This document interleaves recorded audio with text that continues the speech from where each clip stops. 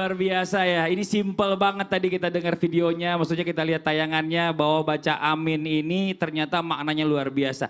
Nah bicara masalah tentang perontok dosa yang keempat nih Ustadz Syam. Ya, Ini kan banyak yang saya sudah bayangkan mempermasalahkan. ini. Usahakan Ustaz Sam bacaan aminnya dipraktekkan sama Mas Ah, Andi ya. bukan gini Ustaz Syam, karena kan bicara masalah amin ini kan kalau orang tua saya bilang tergantung hati. Kalau misalnya kita lagi baca tahlil, amin, kelamaan. Kadang-kadang amin, orang baca doa yang cepat amin gitu ya kan. Bener gak Bib? Ini bener ya? Bener, nah ini bener. bagaimana sebenarnya nih melafazkan kata amin gitu ya kan. Untuk Ya. bisa menggugurkan dosa kita. Mohon izin, tafadhol Ustaz Syam. Siap, baik. Bismillahirrahmanirrahim. Tabi guru Ustaz Maulana, Habib Abdullah, Mas Fadli, serta guru-guru kami dimuliakan Allah Subhanahu wa taala. Maka amalan perontok dosa yang keempat adalah membaca amin ketika sholat berjamaah. Maka syarat yang pertama sholat berjamaah dulu. Yang kedua, karena kita mau baca amin di mana? Walaupun sholat sendirian, baca amin juga.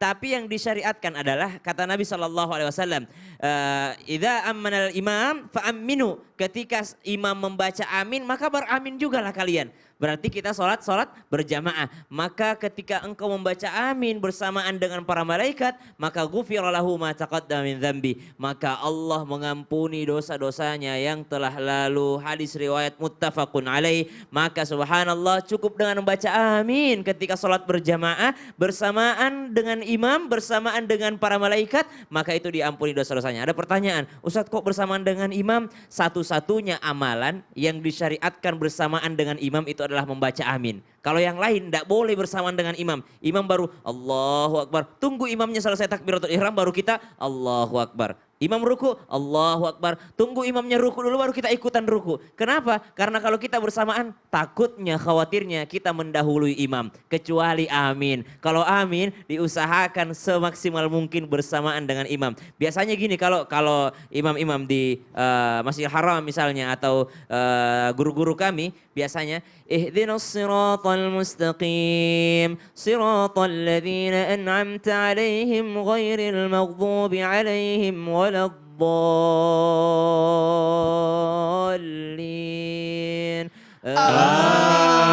Amin. Nah itu imamnya duluan, kita belum selesai nih. Gak apa-apa. Gak apa-apa. Karena imamnya butuh waktu untuk tarik nafas lagi.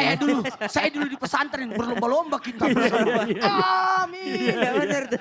Maka subhanallah. Kalau di Indonesia emang ciri khasnya. Nah sekarang membacanya. Kata Mas Fadli tadi, kata Ustadz Maulana. Cara bacanya. Di Indonesia lumrah kita.